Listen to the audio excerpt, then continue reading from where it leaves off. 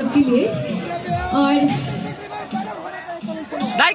यहाँ पर मैंने इट्स बिन 3 टाइम्स, मैं अभी ये मेरा तीसरी बार है, तो मुझे बहुत ही अच्छा लग रहा है जम्पू हिल में आके। एंड आप सब लोग इतना क्या बताऊं, सब लोग बहुत एंजॉय कर रहे हैं ना? अगर कर रहे हैं तो जोर से थोड़ा तालियां हो जाए।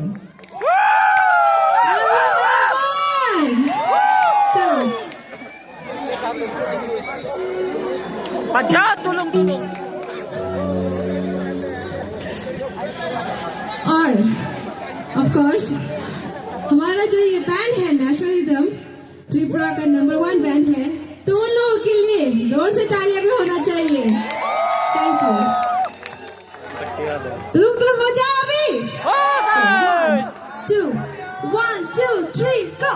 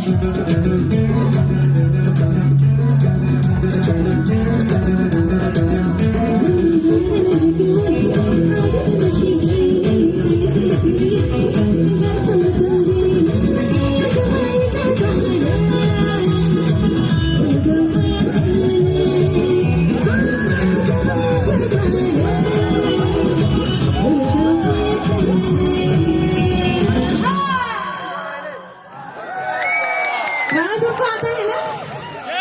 थोड़ा बहुत गाएंगे मेरे साथ? Are you all ready to dance? Can you sing along? Yeah.